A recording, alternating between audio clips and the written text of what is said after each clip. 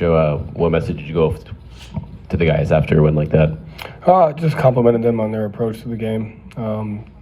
We lost to this team last year, right before the All-Star break, and so I liked just our approach, our mindset, our physicality throughout the majority of the game, and to relax at the same time, to understand, we have our goals in mind, and we have to make sure everything we do resorts back to winning and the process towards winning. So it was good.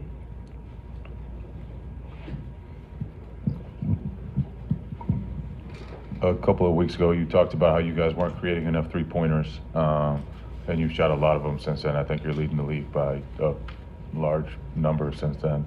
What's kind of changed about the message you've been giving to the guys and how they've reacted? Yeah, I think two things. I think one, the confidence to not pass open shots is important, but those don't happen. I think our possessions in the first 6 to 8 seconds of the shot clock, we've gotten to our spacing and we've gotten the first advantage or the first cross match in the first 8 seconds. And so when you do that, you're able to generate a 2-on-1, which usually is either a 3 or a layup. And so we've made a recommitment to those first 6 to 8 seconds, which I think has opened up a lot of opportunity for us.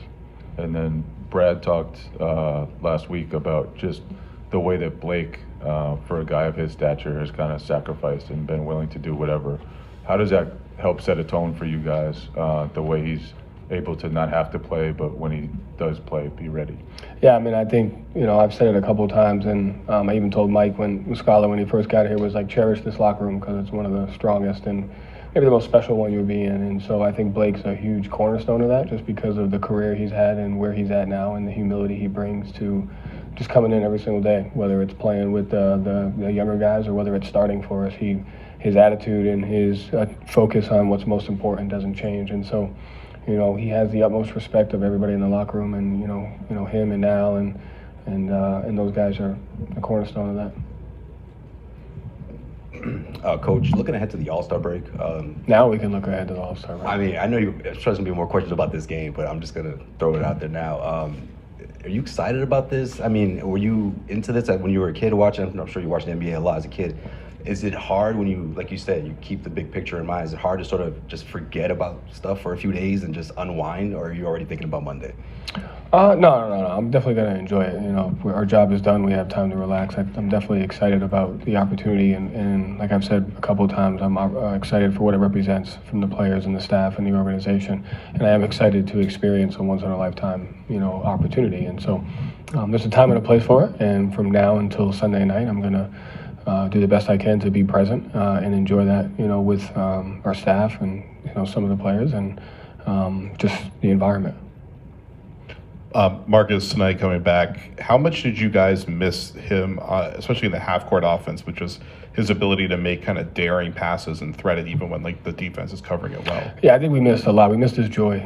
He brought a level of joy to the game tonight. He brought a connectivity and a trust on the defensive end to where, because of the way he plays, it just breeds energy and everybody plays that way. And on the offensive end, while we were gone, while he was out, Derek and Malcolm made a recommitment to the first 8 seconds of the shot clock, and tonight Smart joined in on that, and he does a great job finding that cross match early and finding that advantage early. So I think, but it starts with his joy and his energy, I think. And then Peyton didn't get in tonight, and you put in JD at the very end. Was there anything with Peyton? No, not at all. That was a mistake on my part in the sense of it's one of those moments where you just don't know how to handle the last 2 minutes to a minute and a half, and so it was just kind of I really didn't know what to do, and that was just on me. There's nothing to read into it. I just don't know if there's a right answer there. So. Joe, you're going to go to Salt Lake and you're going to meet the media and they're going to ask you about the team. Is it psychologically a good feeling to know that you guys are the number one seed?